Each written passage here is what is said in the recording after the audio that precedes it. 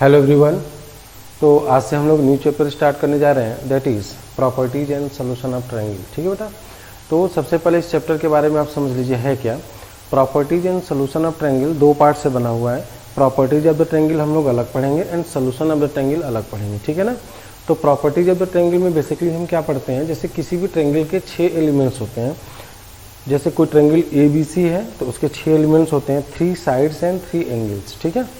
तो इन 6 एलिमेंट्स के बीच में क्या रिलेशन है वो हम लोग प्रॉपर्टीज ऑफ द ट्रायंगल में पढ़ते हैं। जैसे साइन रूल होता है, कॉस रूल होता है, टेन रूल्स होता है, या नेपियर्स फार्मूला, प्रोजेक्शन फार्मूला। उसके बाद अगर किसी ट्रायंगल है उसके बहुत सारे सेंटर्स होते हैं, जैसे सेंट्रॉयड, इन सेंटर, सरकम सेंटर, है ना, एक्स सेंटर। तो इन सब के बीच में इन सब का कैलकुलेशन कैसे किया जाता है, किसी भी ट्रायंगल के एरिया का कैलकुलेशन कैसे किया जाता है, तो ये सब हम लोग ट्रायंगल की प्रॉपर्टीज़ में पढ़ते हैं कि प्रॉपर्टीज ऑफ द ट्रायंगल। अब सोल्यूशन ऑफ ट्रायंगल में क्या पढ़ते हैं कि बेसिकली किसी भी ट्रायंगल के 6 एलिमेंट्स में से अगर कोई भी 3 एलिमेंट्स अगर आपको पता है, जैसे कि मान लीजिए कि कोई ट्रायंगल ABC है तो उसके 3 एंगल्स और 3 साइड्स, 6 एलिमेंट्स हो गए।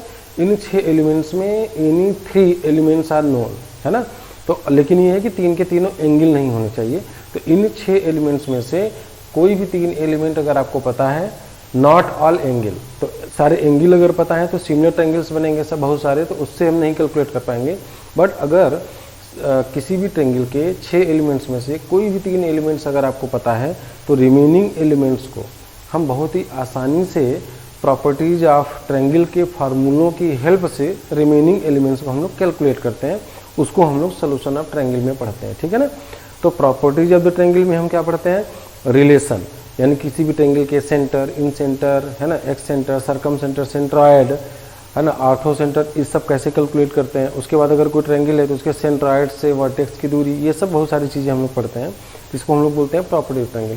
और सोल्यूशन ऑफ ट्रायंगल में क्या करेंगे कि अगर 6 एलिमेंट्स में से कोई भी 3 एलिमेंट्स पता हो, नॉट ऑल एंगल, सारे एंगल्स नहीं होने चाहिए, अगर आपको पता है तो रिमेनिंग एलिमेंट्स को कैसे हम कैलकुलेट करेंगे, that process is studied in the chapter of solution of triangle. तो सोल्यूशन ऑफ ट्रायंगल में हम लोग एलिमेंट्स निकालते हैं, जो एलिमेंट्स हमको अननोन है। ठीक है।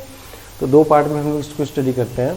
और ये चैप्टर बहुत इंपॉर्टेंट है क्योंकि आजकल हर साल एडवांस में भी पूछता है और मेंस में भी पूछता है। अभी हम लोग करेंगे, देखिएगा कि इस साल भी जो एडवांस का एग्ज़ाम हुआ है उसमें भी एक क्वेश्चन इस पर आया हुआ है। पेपर 1 में क्वेश्चंस आए हैं, मेंस में क्वेश्चंस आए हुए हैं। तो हर साल इस पे क्वेश्चन जरूर पूछा जाता है।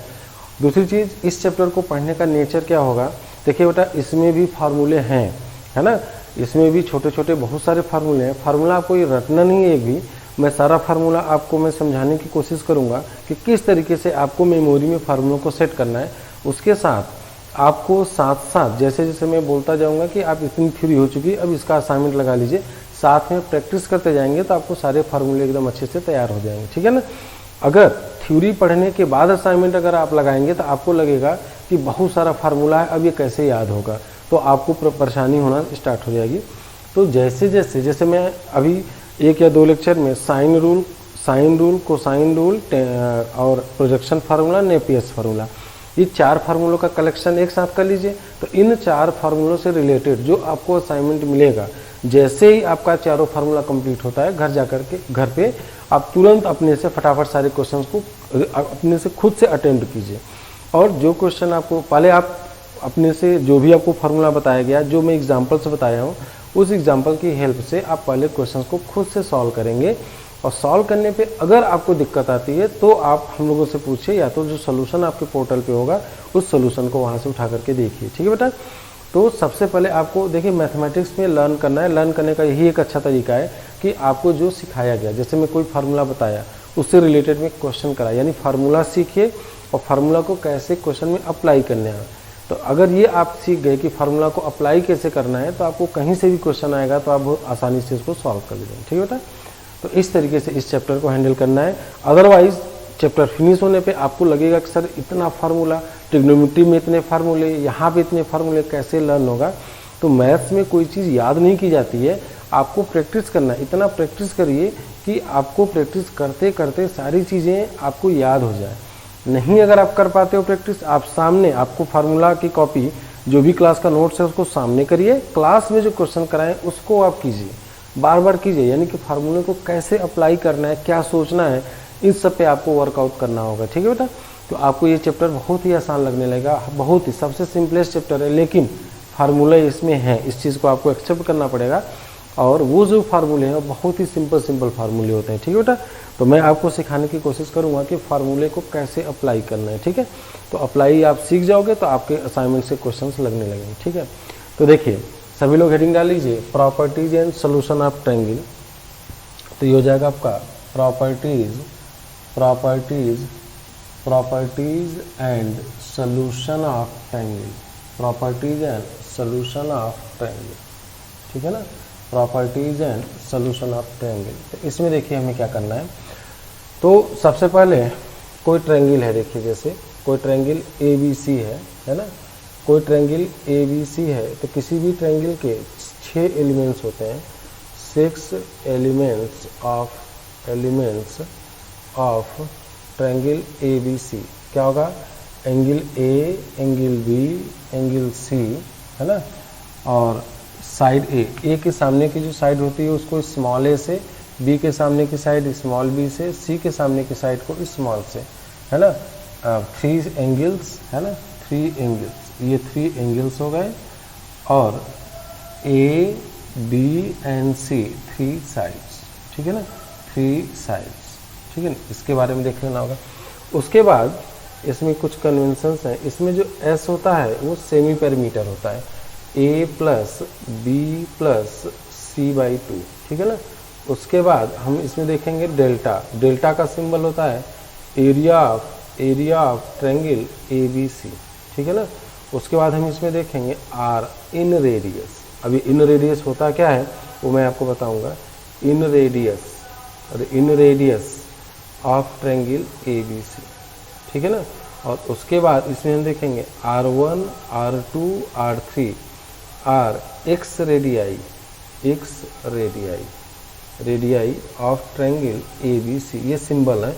तो कोई भी ट्रायंगल अगर दिया हुआ है तो जब भी आपको उसका साइड्स देखना होता है तो एंगल को हम कैपिटल लेटर्स में रिप्रेजेंट करते हैं, और ए के सामने वाली साइड्स को हम स्मॉल ए से लिखते हैं, बी के सामने वाली साइड्स को स्मॉल बी से लिखते हैं, और सी के सामने वाली साइड्स को हम स्मॉल सी से लिखते हैं। ठीक है ना, ये रिप्रेजेंटेशन है। इसी कन्वेंशन का यूज़ आपको सारे फार्मूले में यूज करना होगा।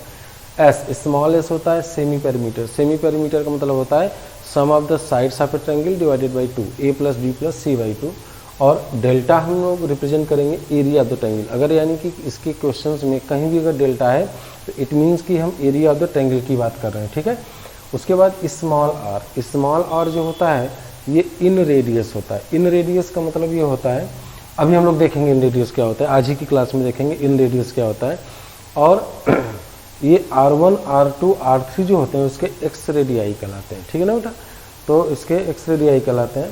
तो इन सब के बारे में यानी कि कन्वेंशन इन सब को हमें यूज़ करना होगा। अब हम लोग देखेंगे इसमें different centres of the triangle. किसी ट्रायंगल के सेंटर्स बहुत सारे होते हैं, उन सेंटर्स के बारे में थोड़ी सी जानकारी ले लें, उसके बाद हम लोग स्टार्ट करते हैं class.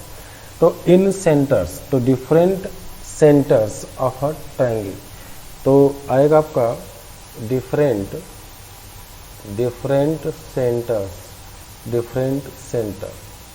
Centres of a triangle.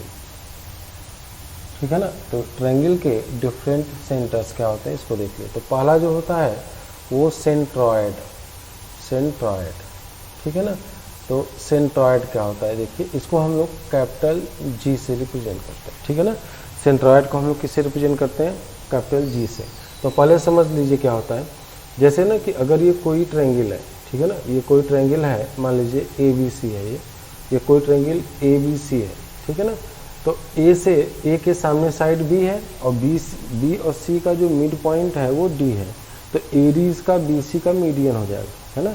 AD is median of BC, मतलब B और C क्या होगा, ये बराबर होगा।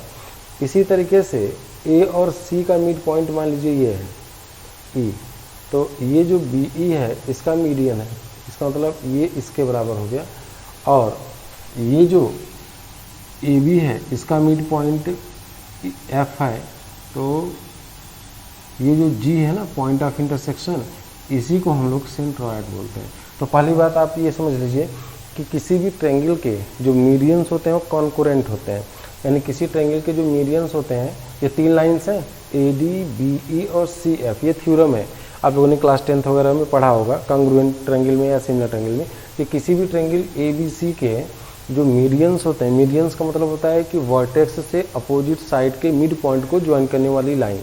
तो ये वर्टेक्स A है तो और BC का मिड पॉइंट D है, तो AD इसका मीडियन होगा। AC ये है, वर्टेक्स B है, तो AC का मिड पॉइंट E है, तो ये BE हो जाएगा। तो हम जानते हैं कि किसी भी ट्रायंगल, ये थ्योरम है कि किसी भी ट्रायंगल के जो मीडियंस होते हैं वो कॉन्करेंट होते हैं। कॉन्करेंट का मतलब होता है कि 3 लाइन, कॉन्करेंट का मतलब कि तीनों लाइन एक पॉइंट से पास होते हैं। जैसे ये लाइन है, ये लाइन कॉन्करेंट है ना, तो ये लाइन कॉन्करेंट का मतलब कि एक ही पॉइंट से पास होते हैं तीनों लाइन, उसको 3 या 4 लाइन, अगर 4 लाइन कॉन्करेंट है तो इसको हम बोलते हैं पॉइंट ऑफ कॉन्करेंसी। इसको बोलते हैं क्या, यानी कि जी जो होता है इसको हम पॉइंट ऑफ कॉन्करेंसी बोलते हैं किसी भी कॉन्करेंट लाइन के लिए। तो सबसे पहला थ्योरम तो यही हो जाता है कि किसी भी ट्रायंगल के, है ना, जो मीडियंस होते हैं वो कॉन्करेंट होते हैं। तो यहाँ पे मीडियंस की ये सेंट्रॉयड क्या होता है, किसी भी ट्रायंगल के मीडियंस का पॉइंट ऑफ इंटरसेक्शन या point of concurrency of medians of a triangle is defined as centroid. इसको हम बोल देते हैं point of concurrency, point of concurrency of medians of a triangle ABC। किसी भी ऑफ अ ट्रायंगल, किसी भी ट्रायंगल के मीडियंस के पॉइंट ऑफ इंटरसेक्शन को हम लोग सेंट्रॉयड बोलते हैं। मीडियंस ऑफ अ ट्रायंगल, है ना, triangle is called its centroid, ठीक है ना, सेंट्रॉयड। अब इसकी एक प्रॉपर्टी होती है, सेंट्रॉयड की प्रॉपर्टी होती है, जैसे कि मान लीजिए जी की बात करूं और ये A और D है, तो वर्टेक्स A है और ये D है ना, BC का मिड पॉइंट D है, तो जो G होता है 2:1 के रेशियो में डिवाइड करता है। तो यहाँ पे लिख दीजिएगा कि G divides AD in the ratio 2:1। इसका मतलब क्या हुआ कि AG यानी GA/GD, है ना, GA/GD is equal to 2/1। Similarly G divides BE in the ratio 2:1, है ना, तो G divides BE in the ratio 2:1, ठीक है ना। इसका मतलब ये हुआ कि GB/GE इज इक्वल टू 2/1, ठीक है ना। इसी तरीके से G डिवाइड्स CF, है ना, CF इन द रेशियो 2:1। 2 ये होता है, 1 होता है, 2:1। इसका मतलब ये हो गया कि GC/GF इज इक्वल टू 2/1। ये प्रॉपर्टी होती है, ठीक है ना। तो याद रखिएगा कि जो सेंट्रॉयड, किसी भी ट्रायंगल का जो सेंट्रॉयड होता है ना, वो मीडियन AD है तो 2:1, यानी 2 जो होता है G से वर्टेक्स वाला साइड जो होता है 2 और G से यहाँ वाली जो लेंथ होती है 1, यानी 2:1 के रेशियो से इसका सेंट्रॉयड, किसी भी ट्रायंगल का सेंट्रॉयड 2:1 के रेशियो से डिवाइड करता है, ठीक है बेटा। उसके बाद आता है आपका ऑर्थोसेंटर। तो ऑर्थोसेंटर क्या होता है, देखिए ऑर्थोसेंटर ये होता है, कोई ट्रायंगल है, मान लीजिए कोई ट्रायंगल ABC है ना, ऑर्थोसेंटर को हम लोग कैपिटल H से रिप्रेजेंट करते हैं। और कोई ट्रायंगल मान लीजिए ये है ना, तो ऑर्थोसेंटर का मतलब होता है कि ये A है, B है, C है। A से एल्टीट्यूड ड्रॉ कीजिए, ये D आया, और यहाँ से एल्टीट्यूड ड्रॉ कीजिए, मान लीजिए ये परपेंडिकुलर E आ गया, और यहाँ से, है ना, C से यहाँ पे ये हो गया आपका F हो गया। इस पॉइंट H को हम लोग क्या बोलते हैं, ऑर्थोसेंटर ऑफ ट्रायंगल ABC। तो इसमें भी यही चीज़ होती है कि किसी भी ट्रायंगल के, है ना, ऑर्थोसेंटर की डिफिनेशन क्या होती है, point of intersection of altitudes from vertices to opposite sides, यानी किसी ट्रायंगल के वर्टेक्स से सामने वाली साइड पे जो एल्टीट्यूड ड्रॉ करते हैं यानी परपेंडिकुलर्स ड्रॉ करते हैं, ये तीनों परपेंडिकुलर्स यानी AD, BE एंड CF ये तीनों क्या होते हैं, कॉन्करेंट होते हैं। और इस पॉइंट ऑफ कॉन्करेंसी को हम लोग ऑर्थोसेंटर बोलते हैं।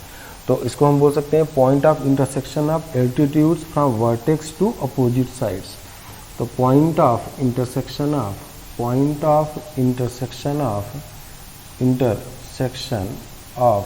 Altitudes from vertices to opposite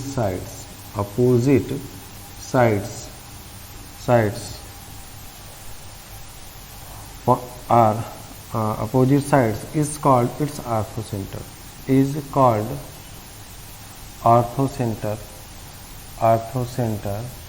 of triangle।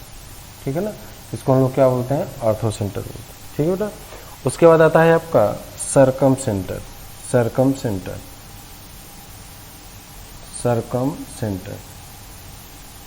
तो सरकमसेंटर क्या होता है, देखिए कोई भी ट्रायंगल जैसे मान लीजिए ABC है ना, ABC है ना, यहाँ पे कोई ट्रायंगल अगर मान लीजिए ABC है, ठीक है, ये कोई ट्रायंगल ABC है, मान लीजिए ये ट्रायंगल ABC है और ऊपर थोड़ा सा बना देते हैं, यहाँ पे देखिए ऊपर यहाँ पे लिख दीजिए। सरकमसेंटर क्या होता है, point of intersection of perpendicular bisectors of sides of a triangle. किसी ट्रायंगल के साइड्स के परपेंडिकुलर बाइसेक्टर का जो पॉइंट ऑफ इंटरसेक्शन होता है उसको हम लोग ऑर्थोसेंटर बोलते हैं, सॉरी उसको हम लोग सरकमसेंटर बोलते हैं। तो तीसरा देखिए सरकमसेंटर क्या होता है, सरकमसेंटर। तो सरकमसेंटर को हम लोग जनरली O से रिप्रेजेंट करते हैं। जैसे मान लीजिए कि कोई ट्रायंगल है, ये ABC है ना, कोई ट्रायंगल A है, B है, C है ना, तो B और C का है ना, B और C का मिड पॉइंट ये हुआ और यहाँ से आप परपेंडिकुलर ड्रॉप कीजिए, ये मान लीजिए गया परपेंडिकुलर, और A और B का मिड पॉइंट ये है, यहाँ से परपेंडिकुलर ड्रॉप कीजिए, ये इसके बराबर है और ये इसके बराबर है, और C और A का मिड पॉइंट ये है ना, और ये हो गया। ठीक है, ये हम O बोलते हैं। तो ऑर्थोसेंटर क्या होता है, सॉरी सरकमसेंटर क्या होता है, point of intersection of perpendicular bisectors of sides of a triangle. Point of intersection of perpendicular bisectors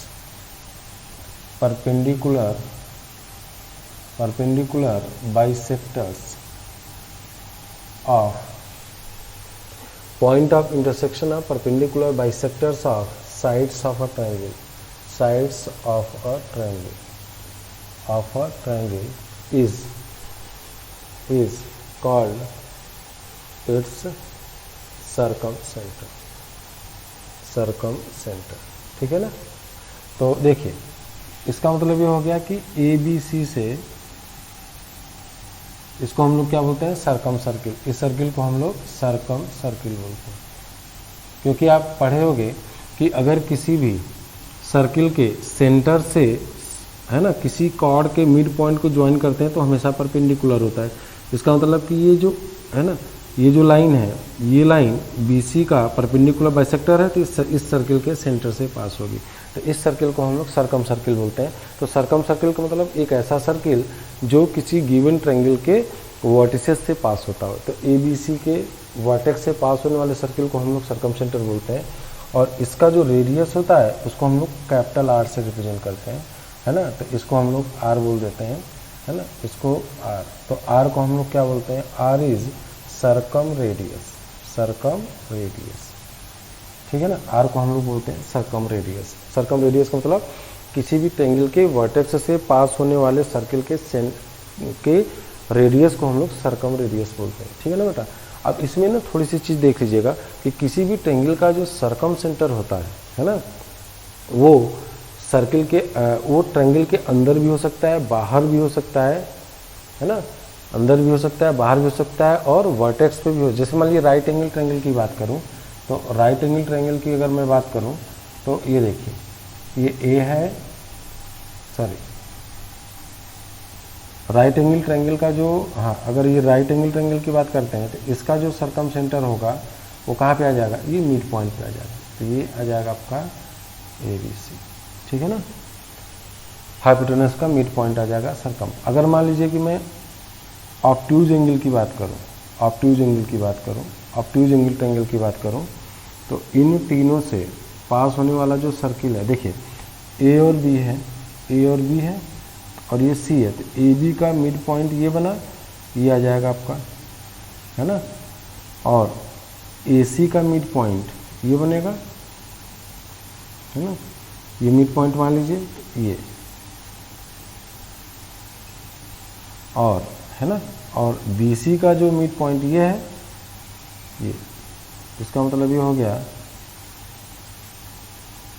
कि ऑब्ट्यूज एंगल ट्रायंगल की केस में जो सरकम सेंटर होता है वो ट्रायंगल के बाहर आता है, और राइट एंगल ट्रायंगल की केस में जो सरकम सेंटर होता है वो हाइपोटेनस का मिड पॉइंट होता है, और एक्यूट एंगल ट्रायंगल की केस में सर्कल का सरकम सेंटर जो होता है वो ट्रायंगल के अंदर होता है, ठीक है ना।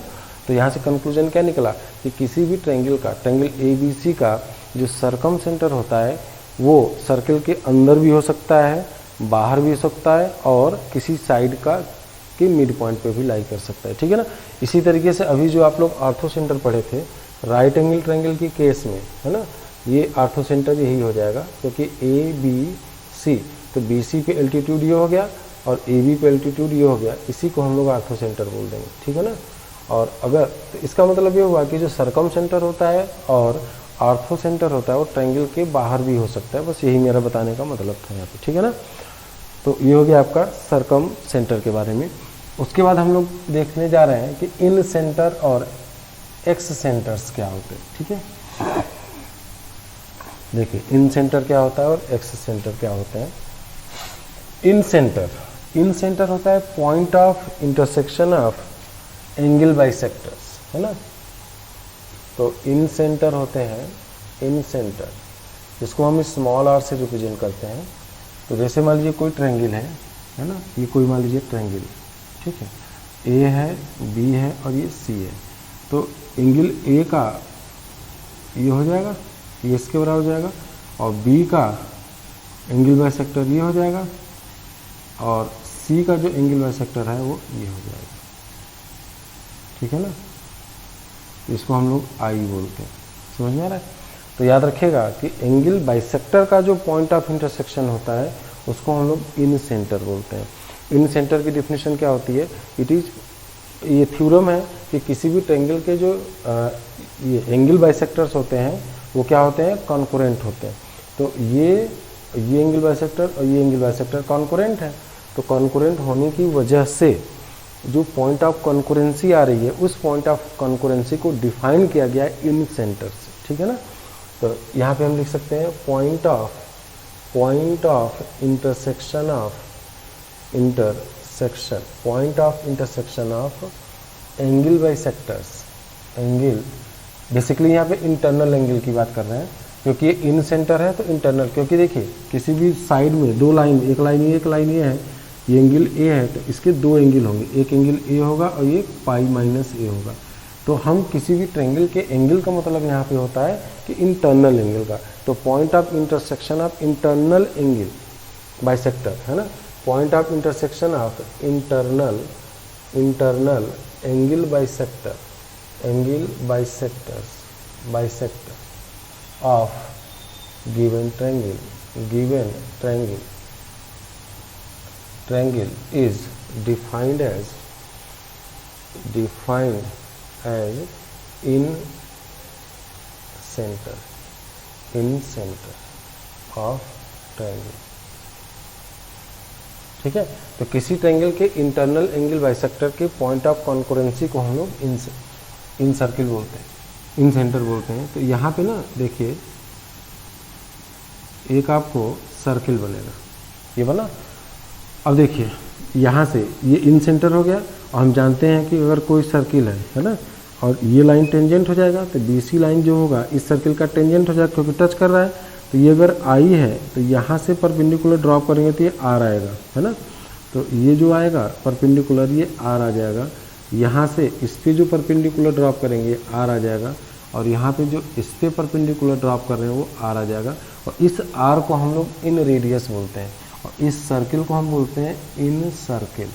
इन सर्किल, तो इन सर्किल का मतलब हो गया कि किसी भी ट्रायंगल के साइड्स को टच करते हुए जो सर्किल बनता है उसको हम इन सर्किल बोलते हैं। सर्कम सर्किल की केस में क्या था, वर्टेक्स से पास होने वाले सर्किल को हम लोग सर्कम सर्किल बोलते थे, और इस केस में इन सर्किल का मतलब होता है कि किसी भी ट्रायंगल के, है ना, किसी भी ट्रायंगल के साइड्स को टच करते हुए, यानी अंदर से, इन साइड, अंदर एक ऐसा सर्किल हो जिसके साइड से टच कर रहा है, तो उस टच करते हुए जो सर्किल बन रहा है उसको हम लोग इन सर्किल, इन का मतलब अंदर, सर्कम का मतलब बाहर, यानी ट्रायंगल के वर्टेक्स से पास होगा तो ऑब्वियस से ट्रायंगल के बाहर, और अगर इन का मतलब है कि अंदर, यानी किसी भी ट्रायंगल के साइड्स को, तीनों साइड्स को इंटरनली टच करने वाला जो सर्किल होता है, यानी तीनों साइड्स को टच करने वाला जो सर्किल होता है उसको हम लोग क्या बोलते हैं, इन सर्किल बोलते हैं। और इस इन सर्किल का जो सेंटर होता है वो आई होता है, और इसका जो रेडियस होता है वो क्या होता है, स्मॉल आर से हम लोग इसको रिप्रेजेंट करते हैं, इन सर्किल। तो स्मॉल आर को हम लोग बोलते हैं, स्मॉल आर को बोलते हैं इन रेडियस, इन रेडियस, ठीक है, ये होता है। अब इसमें देखिए ना, कुछ इसकी भी प्रॉपर्टीज होती हैं, उसको देख लेते हैं। देखिए ये ए है और ये बी है और ये सी है, ठीक है ना। ये मान लीजिए कि ये ए डी है, angle bisector, A D is angle bisector, angle bisector, bisector of angle A, ठीक है। और बी ई, ये एंगल इसके बराबर हो गया, और बी ई, ये एंगल इसके बराबर हो जाएगा, B E, B E is angle bisector of, angle bisector of angle B, ठीक है। तो ये एंगल हो गया, और ये जो सी एफ है ना, सी एफ, यानी ये एंगल और ये एंगल बराबर होगा, तो सी एफ जो होगा, C F is angle bisector of angle C, ठीक है ना। तो इसमें देखिए दो चीज़ आपको याद रखना होगा। पहला चीज़ ये याद रखना होगा कि ये जो डी है, ये सामने की साइड, ए के सामने की साइड ए है, बी के सामने की साइड बी है, और सी के सामने की साइड सी है। इसको आप एफ कर दीजिए, ये सी है ना, इसको अंदर कर दीजिए ई, और इसको डी बोल दीजिए।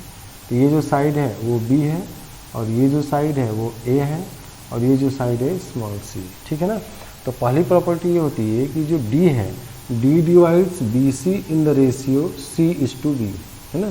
तो पहला होता है डी डिवाइड्स, है ना, फर्स्ट है इसका D divides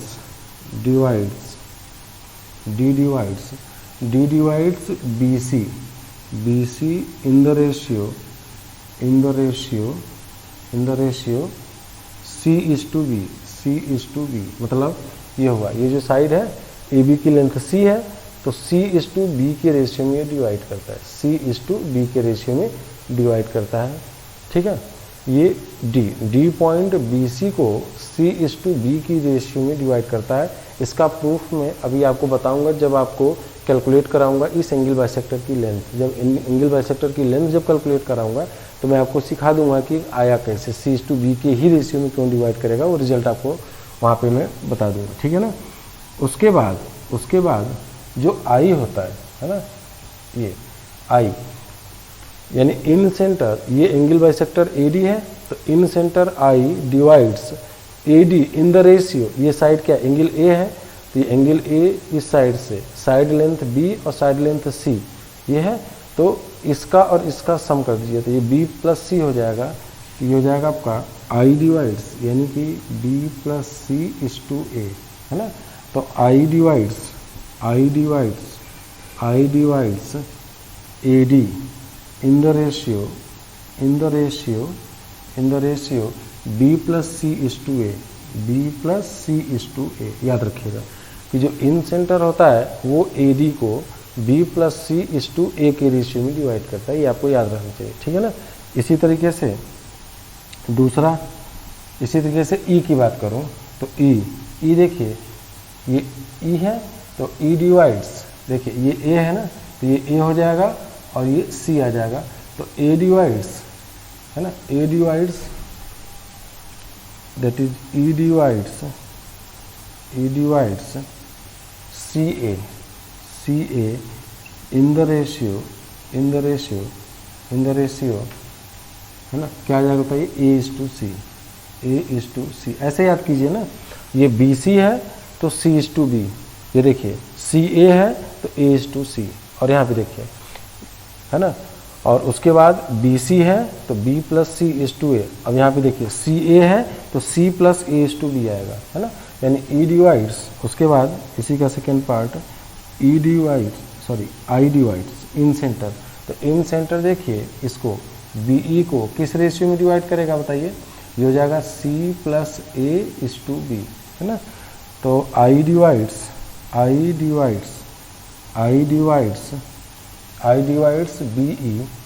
BE in the ratio किस रेशियो में डिवाइड करेगा, देखिए I divides BE in the ratio C + A:B, है ना, C + A:B, है ना, तो देखिए CA था तो C + A:B, यहाँ पे देखिए BC था तो B + C:A, तीसरा देखिए ये, अगर मैं इसकी बात करूं, CF की बात करूं, तो CF है तो F divides AB in the ratio B:2, क्योंकि ये B है तो ये B हो जाएगा, और ये A है तो ये A हो जाएगा, तो F divides AB in the ratio AB है ना, तो B:A, चेक कर लीजिए, ये C है तो इसका यहाँ पे ये B हो जाएगा शैडो, और इसका A हो जाएगा, तो B:A के रेशियो में, और I डिवाइड्स I जो है CF को किस रेशियो में डिवाइड करेगा, ये एंगल A और B से मिलके बना है तो A + B:C, I divides CF in the ratio है ना, इन द रेशियो क्या हो जाएगा बताइए, ये हो जाएगा आपका A + B:C, ठीक है ना, ये आपको याद होना चाहिए, पता होना चाहिए।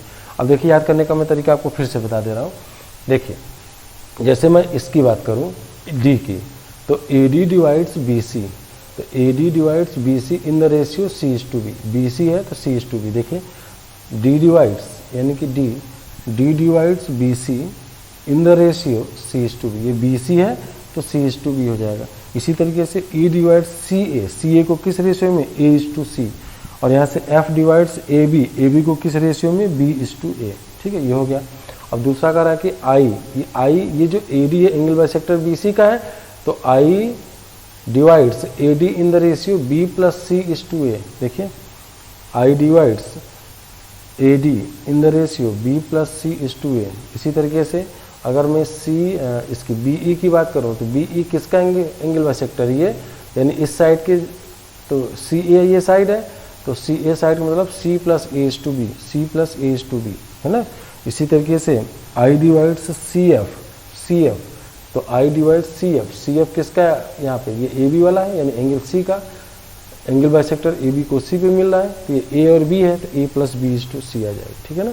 इस तरीके से आपको याद करना है। ओवरऑल मेरा कंक्लूजन ये है कि अगर कोई ट्रायंगल ये ABC दिया है ना, कोई ट्रायंगल ABC अगर दिया है तो ये D, ये एंगल बाइसेक्टर है, तो D जो होगा ये A है, ये B है, C है, तो जो D होगा वो C, यानी कि इसकी शैडो अगर देखा जाए, है ना, तो ये लेंथ आएगी इसकी शैडो, तो ये लेंथ C हो जाएगा, और इसकी शैडो अगर देखते हैं अगर, है ना, तो ये लेंथ आ जाएगी, ये लेंथ क्या आ जाएगा, B आ जाएगा, तो D divides BC in the ratio C:B, ये BC है तो CB, ठीक है ना। उसके बाद I की बात करो तो I डिवाइड्स, अब ये देखिए कि ये एंगल किन किन साइड से मिलके बना है, तो इस साइड से और इस साइड से बना है, और इस साइड की लेंथ B है और इस साइड की लेंथ C है, तो ये B + C हो जाएगा, और तीसरा साइड जो बचा A हो जाएगा, तो I divides AD in the ratio, जिन साइड से एंगल A बना है उन साइड का सम और इज़-टू रिमेनिंग साइड, तो B + C:A,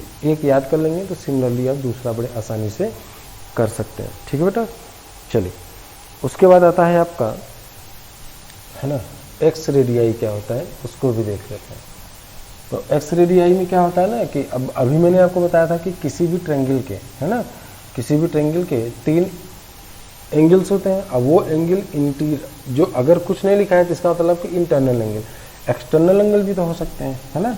तो देखिए क्या होता है एक्स रेडियाई। जैसे कि मान लीजिए, मैं पहले आपको समझा दे रहा हूँ, कोई ट्रायंगल है ए बी सी है मान लीजिए, ठीक है ना, कोई ट्रायंगल मान लीजिए ए बी सी है। यहाँ पे देखिए, अगर कोई ट्रायंगल मान लीजिए ए बी सी है, ठीक है, ए बी सी है, ठीक है।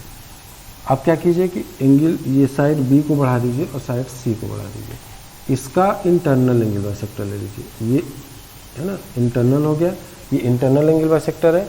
ये एंगल अगर बी है तो ये एंगल क्या हो जाएगा, पाई माइनस बी हो जाएगा। ये एंगल अगर सी है तो ये एंगल क्या हो जाएगा, पाई माइनस सी हो जाएगा।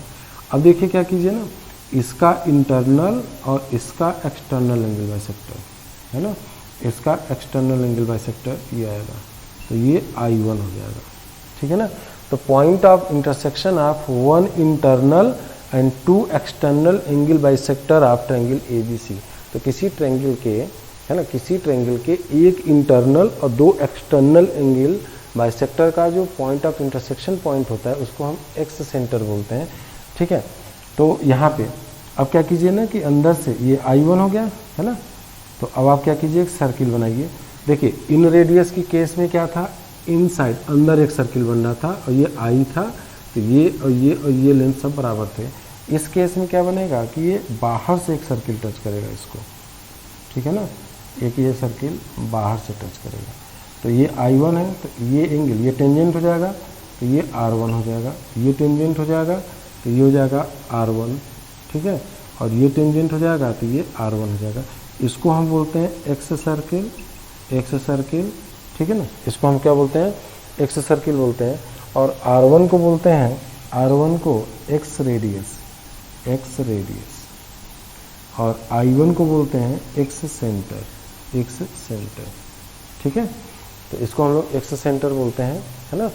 तो R1 को एक्स सेंटर बोलते हैं, इसको एक्स सर्किल। एक्स सर्किल का मतलब कि किसी भी ट्रायंगल को बाहर से जो टच कर रहा है, अंदर से जो टच करता है, यानी किसी ट्रायंगल के तीनों साइड्स को अगर इंटरनली टच करता है तो इसको हम लोग क्या बोल देते हैं, उसको हम इन सर्किल बोल देते हैं। और अगर किसी ट्रायंगल के तीनों साइड्स को अगर एक्सटर्नली टच करता है, जब एक्सटर्नली टच करता है तो एक्सटर्नली टच करने वाले जो सर्किल होता है उस सर्किल को वो एक्स का मतलब बाहर ही होता है, इन का मतलब इनसाइड यानी अंदर, और एक्स का मतलब आउटसाइड मीन्स बाहर, ठीक है बेटा। तो ये हो जाएगा आपका। अब देखिए ना, इस किसी भी ट्रायंगल के 3 एक्स सर्किल बनेंगे। हमने एंगल ए इंटरनल और बी और सी एक्सटर्नल ले लिया। तो इसी तरीके से अगर मान लीजिए मैं एंगल बी को इंटरनल ले लूँ, ठीक है, एंगल बी को इंटरनल ले लूँ, यहाँ पे बना दे रहा हूँ। तो दूसरा देखिए क्या है, एंगल बी, ये मान लीजिए कि एंगल ए है ना, तो ये ए हो गया, ए बी सी, देखिए ए बी सी, ये ए है, बी है और सी है। एंगल बी को हम लोग ये एंगल बाइसेक्टर हो गया। अब क्या करते हैं, ठीक है, इसको हम लोग आगे बढ़ा देते हैं, ठीक है ना, और इसको एंगल ए को आगे बढ़ा देते हैं। तो ये एंगल ए है तो ये हो जाएगा पाई माइनस ए, और एंगल सी है तो ये पाई माइनस सी हो जाएगा, ठीक है ना। तो अब हम करते हैं क्या होता है कि इसका एक्सटर्नल एंगल बाइसेक्टर ले लेते हैं, ये तो इसको हम लोग I2 बोलते हैं। कन्वेंशन ये है कि अगर एंगल ए को इंटरनल लिए हैं तो एंगल ए के सामने वाला जो सर्किल बनेगा उसको हम I1 बोलेंगे, यानी उसका जो सेंटर है उसको I1 बोलेंगे, रेडियस R1 बोलेंगे। अब यहाँ पे देखिए ये सर्किल बनेगा, तो यहाँ से देखेंगे अगर आप तो इस सर्किल को टच करते हुए, है ना, तो ये इसका एंगल बाइसेक्टर हो गया, I2 हो गया। तो एक सर्किल बनेगा जो कि इसको यहाँ पे टच कर रहा है ना, टच करते हुए इस तरीके से आपको सर्किल बनेगा। इस सर्किल को हम लोग क्या बोलते हैं, एक्स सर्किल ऑफ, यानी एंगल बी के रिस्पेक्ट में एक सर्किल हो गया। तो ये जो ये टेंजेंट लाइन होगा तो ये रेडियस होगा, इसको हम R2 बोलते हैं। ये रेडियस होगा, इसको हम लोग R2 बोलते हैं, ठीक है। तो याद रखिएगा, आप अपने से बनाएंगे तो जल्दी से बन जाएगा, है ना। बस करना क्या है कि एक इंटरनल एंगल बाइसेक्टर और 2 एक्सटर्नल एंगल बाइसेक्टर का जो पॉइंट ऑफ इंटरसेक्शन होता है उसको हम लोग एक्स सेंटर बोलते हैं, ठीक है ना। तीसरा मान लीजिए कि एंगल सी ले लेता हूँ मैं, मान लीजिए कि मैं एंगल सी ले लिया, तो एंगल ए बी सी है ना, सी को इंटरनल ले लिया, सी इंटरनल ले लिया, और ए और बी को, ये एंगल ए है ना, तो ये एंगल ए है, एंगल ए है तो ये पाई माइनस ए हो जाएगा, और ये एंगल बी है, ये एंगल बी है तो ये पाई माइनस बी हो जाएगा, ठीक है बेटा। तो देखिए ये एंगल सी का इंटरनल और बी और ए और बी का एक्सटर्नल, तो इसका एंगल बाइसेक्टर ये हो जाएगा और इसका एंगल बाइसेक्टर, यानी कि ये एंगल और ये एंगल बराबर हो जाएगा, ठीक है, और इसका ये हो जाएगा, तो ये हो जाएगा एक, ठीक है ना, ये हो गया। तो इसको हम लोग I3 बोलते हैं। तो अब यहाँ से एक सर्किल बनाइए जो कि तीनों को टच करे, तीनों साइड्स को, यानी एक साइड एक, दिस एंड दिस एक्सटर्नली, ठीक है ना। इसको हम लोग क्या बोलते हैं, ये R3 हो जाएगा। तो याद रखिएगा कि किसी भी ट्रायंगल के एक इन सर्किल और 3 एक्स सर्किल बनते हैं, तो एक्स, ठीक है। तो यहाँ पे क्या गया, in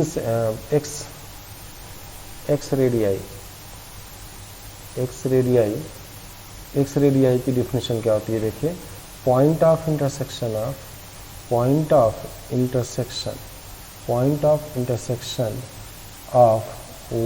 internal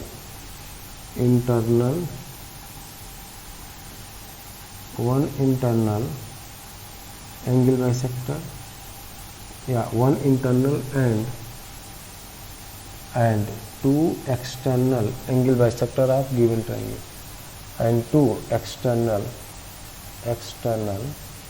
angle bisectors of a given triangle, है ना।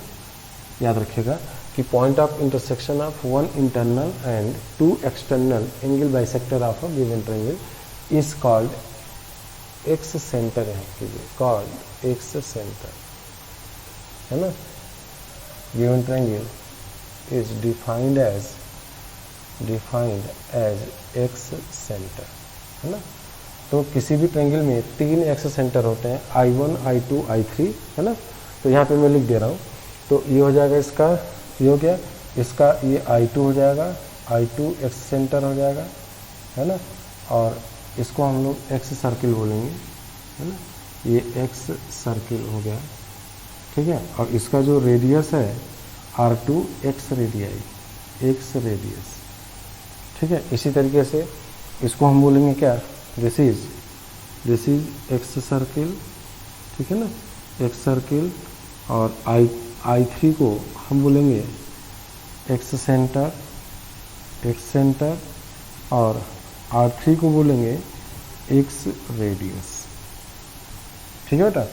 याद रखिएगा कि किसी भी ट्रायंगल के, अब इसमें ना रिलेशन क्या हो, जैसे इन सर्किल के बीच में तो मैंने रिलेशन बता दिया, इसमें हमें ज़रूरत नहीं है, इसलिए मैं उसको बताने नहीं चाहता हूँ, ठीक है बेटा। तो उसकी ज़रूरत नहीं है कहीं क्वेश्चन यूज में, तो आपको बस इतना जानना है कि एक्स सर्किल होता क्या है ना, क्योंकि वैसे ही कैलकुलेशन इतना लेंदी हो जाएगा आपका एक्स सेंटर के केस में, एक्स सर्किल के केस में। तो यहाँ पे देखिए, तो आप कोरिलेट कीजिए कि इन रेडियस यानी R1, R2, R3, I1, I2, I3, I क्या होता है, इन रेडियस, I1, I2, I3 क्या होता है, एक्स सेंटर्स। किसी भी ट्रायंगल का एक इन रेडियस होता है और 3, किसी भी ट्रायंगल का एक इन रेडियस होता है और 3 एक्स रेडियाई होते हैं, ठीक है ना, यानी एक इन सेंटर और 3 एक्स सेंटर, ठीक है। तो उसका ऐसा क्यों, क्योंकि किसी भी ट्रायंगल का जो डिफिनेशन ही है, मैंने क्या बताया था, एक्स सेंटर का मतलब होता है point of intersection of angle bisector of, यानी 3 एंगल में से एक एंगल को इंटरनल एंगल लीजिए और 2 को एक्सटर्नल एंगल लीजिए, तो एक इंटरनल और 2 एक्सटर्नल एंगल के एंगल बाइसेक्टर को हम लोग क्या बोलते हैं, है ना, उसको हम लोग एक्स सेंटर बोलते हैं, ठीक है। इस तरीके से आ जाएगा। अब कुछ चीज़ें हैं उसको भी देख लिया जाए, है ना। इसको अब ना किसी भी ट्रायंगल में एक रिलेशन होता है ना, किसी relation between centres of a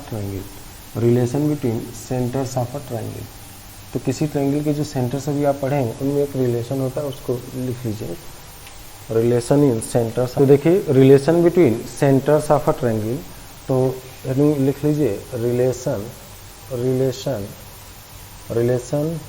in centres of a triangle, ठीक है ना। तो सबसे पहले तो आप ये लिख लीजिए पहला पॉइंट कि for equilateral triangle, for equilateral triangle all centers that is orthocenter, circumcenter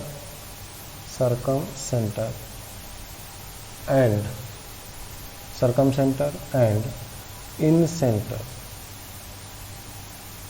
coincide to each other, है ना, coincide to each other, coincide to each other। जैसे ये इक्विलेटरल ट्रायंगल है तो ये हो जाएगा आपका ए बी और सी, ठीक है ना, ए बी सी है। तो अगर यहाँ से इक्विलेटरल ट्रायंगल यानी कि ये लेंथ तीनों साइड से बराबर है, तो ये हो जाएगा आपका ए डी और ये हो जाएगा आपका, है ना, बी ई और ये हो जाएगा आपका सी एफ।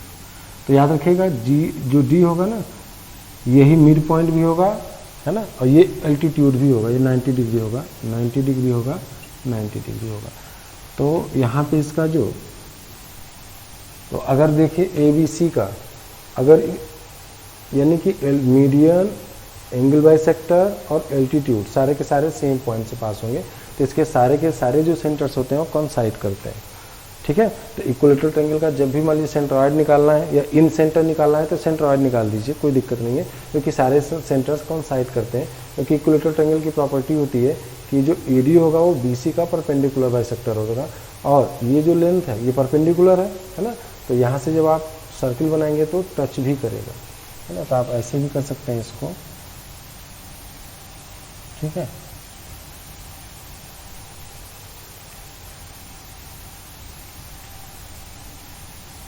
अंदर से टच करेगा और ठीक है, सेंटर सेम होता है। इन रेडियस और सरकम रेडियस की बात नहीं कर रहा हूँ, सेंटर यानी कि सारे जो सेंटर्स होते हैं वो कॉन्साइड होते हैं। दूसरी चीज़ क्या करता है कि मान लीजिए इक्विलेटरल ट्रायंगल के अलावा कोई ट्रायंगल है, in triangle A B C, in triangle A B C, मतलब ऑब्वियस है कि अदर देन इक्विलेटरल ट्रायंगल, है ना। अब आप यहाँ पे देखिए, पहले समझ लीजिए, उसको लिखिए, in triangle A B C, O N G C, ठीक है। आप इसको ऐसे लिखिए, ये ओ है, एन है, जी है और ये सी है, ठीक है। तो इसको इक्वल स्पेसिंग पे रख दीजिए, ये एक्स है, ये एक्स है और ये एक्स है, ठीक है। इसका नाम दे दीजिए ऑर्थो सेंटर, ऑर्थो सेंटर ना। अब जनरली ऑर्थो सेंटर को हम कैपिटल एस से रिप्रेजेंट करते हैं, लेकिन यहाँ याद करने के लिए इसको हम ओ से रिप्रेजेंट कर दिए और सी को लिख दीजिए सरकम सेंटर, सरकम सेंटर, है ना, सरकम सेंटर। और जी को लिख दीजिए सेंट्रॉयड, जी को सेंट्रॉयड। और एन केवल याद करने के लिए, क्योंकि ओ एन जी सी एक कंपनी होती है, आपको याद है ओ एन जी सी, एन को आप क्रॉस लगा लिए, यहाँ पे मीनिंगलेस है। तो अब ये देखिए ना कि किसी भी ट्रायंगल के लिए, है ना, तो in triangle A B C other than equilateral triangle, ortho centre,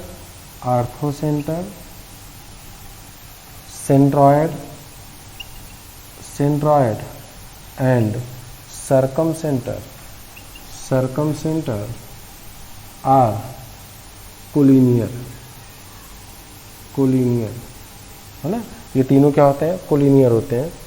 और चौथा जो पॉइंट ये होता है, अगर मैं देखूं एन को अगर मान लीजिए क्रॉस लगा दिए तो ओ से जी तक की डिस्टेंस क्या होगी बताइए, ओ से जी तक की डिस्टेंस ये 2x हो जाएगा और जी से सी तक की डिस्टेंस x हो जाएगा।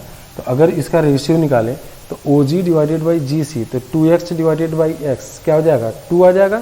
तो इसका मतलब कि किसी भी triangle other than equilateral triangle जो सेंट्रॉयड होता है वो आर्थो सेंटर और सरकम सेंटर को ज्वाइन करने वाली लाइन को 2:1 के रेशियो में डिवाइड करता है। ठीक है, तो सेंट्रॉयड डिवाइड्स है ना, centroid divides line joining orthocentre and सरकम centre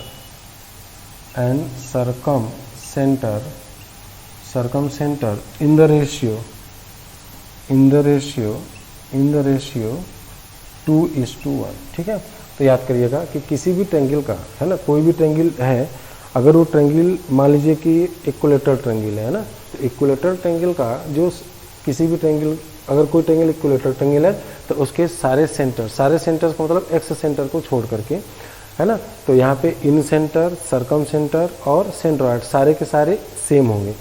ठीक है, और अगर कोई ट्रायंगल है अदर देन इक्विलेटरल ट्रायंगल, तो क्योंकि इसमें तो रेशियो मिलेगा ही नहीं, क्योंकि सब ये तो सब कॉन्साइड हो जाएंगे, तो ये रेशियो की बात ही नहीं आएगा।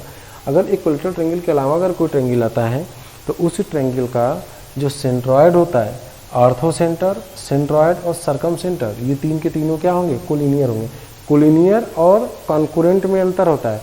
कोलिनियर पॉइंट्स होते हैं और कॉन्कुरेंट लाइंस होते हैं। कॉन्कुरेंट का मतलब more than 3 lines are said to be concurrent if they passes through a fix point, उसको हम, और कोलिनियर का मतलब होता है कि एक लाइन में रखें। ठीक है ना, तो दोनों में डिफरेंस समझिएगा। कोलिनियर का मतलब पॉइंट्स की बात कर रहा है, 3 और more than 3 points are said to be collinear if they lie on a same line. और कॉन्कुरेंट का मतलब होता है कि 3 और more than 3 lines are said to be concurrent if they passes through a fix point, है ना, तो ये चीज़ याद रखिएगा। तो यहाँ पे कह रहा है कि किसी भी ट्रायंगल के लिए जो आर्थो सेंटर, सेंट्रॉयड और सरकम सेंटर होते हैं, ये तीन के तीनों क्या होते हैं, कोलिनियर होते हैं। कोलिनियर का मतलब तीनों एक लाइन में पास होते हैं। मतलब ऐसा नहीं होगा कि आर्थो सेंटर यहाँ पे हो जाए और सरकम सेंटर यहाँ पे हो जाए, है ना, सेंट्रॉयड यहाँ पे हो जाए और सरकम सेंटर यहाँ पे हो जाए, ऐसा नहीं होगा, ऐसे नहीं होगा। ये इसी लाइन पे लाई करेगा। ठीक है ना, सी भी इसी लाइन पे लाई करेगा। ठीक है, तो याद रखिएगा। उसके बाद दूसरा है कि किसी भी ट्रायंगल के जो सेंट्रॉयड होता है, ऑब्वियस सी बात है कि हम इक्विलेटरल ट्रायंगल को आउट कर दें, इसके अलावा जो ट्रायंगल्स बन रहे हैं, जो सेंट्रॉयड होता है वो आर्थो सेंटर और सरकम सेंटर को ज्वाइन करने वाली लाइन को 2:1 के रेशियो में डिवाइड करता है। ये आपको याद होना चाहिए। ठीक है ना, ठीक है। उसके बाद जो तीसरी चीज, नेक्स्ट पॉइंट याद कर लीजिएगा, इसका मैं यूज़ करूँगा। तो जैसे मान लीजिए कि कोई ट्रायंगल है, ये तो कोई ट्रायंगल ABC है ना, ABC है, तो यहाँ से अगर मैं परपेंडिकुलर ड्रॉप करूँ, ये AD मान लीजिए। ठीक है ना, तो अगर A के सामने की साइड ये D है मान लीजिए, A के सामने की साइड की लेंथ ये BC है, ये A हो जाएगा। B के सामने CA है, इसकी लेंथ क्या हो जाएगा, B हो जाएगा, है ना, B के सामने, और C के सामने AB है, इसकी लेंथ C हो जाएगा। तो अब आप देखिए ये एंगल B है ना, तो AD की बात करूं अगर, तो अगर इस तरफ जाएं तो AD upon AB is equal to sine B। ठीक है, तो AD is equal to, AB की वैल्यू C है, C साइन B। ठीक है ना, AD is equal to C sine B। इसका मतलब ये हो गया कि ये इसकी जो लेंथ आती है AD की, ये C साइन B होती है। या अगर मैं इस तरफ की बात करूँ, इस साइड जाऊँ, तो यहाँ से देखिए ये C हो जाएगा, तो AD अपॉन CA, तो AD upon CA is equal to, AD upon CA is equal to sine C, तो AD is equal to CA की वैल्यू किसके बराबर है, B के बराबर है, तो B साइन C। तो ये हो जाएगा AD की जो लेंथ आएगी वो AD is equal to B sine C के बराबर भी होगी। ठीक है ना, तो याद रखिएगा, है ना। कैसे याद करेंगे कि जो AD है ना, यहाँ पे AD लिख दीजिए, तो AD इज इक्वल टू, है ना, AD, तो A है यहाँ पे, तो यहाँ पे C और B है ना, तो C और B है और इसको इंटरचेंज कर दीजिए तो B और C हो जाएगा।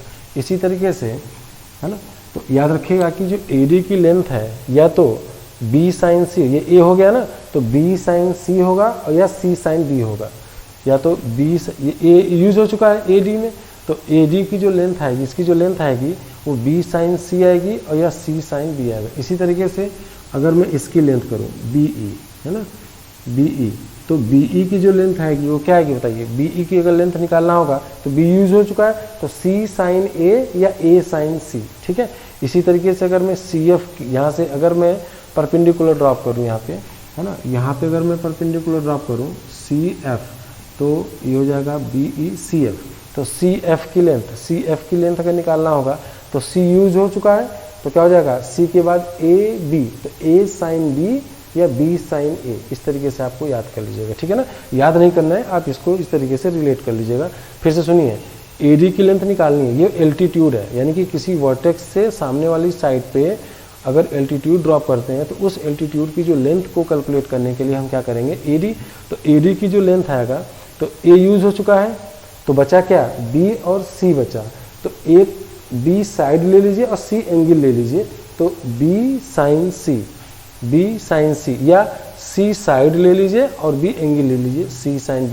इसी तरीके से BE की लेंथ अगर कैलकुलेट करना है, ठीक है बेटा, तो B यूज हो चुका है, अब बचा क्या, B के बाद C के बाद साइक्लिक आएंगे तो A, तो BCA, तो B यूज हो चुका है ना, ये BE, तो B यहाँ पे ले लिए। अब क्या बचा, CA, तो C का साइड ले लीजिए, A एंगल लीजिए, तो C साइन A या A साइन C, इंटरचेंज कर दीजिए, ठीक है ना।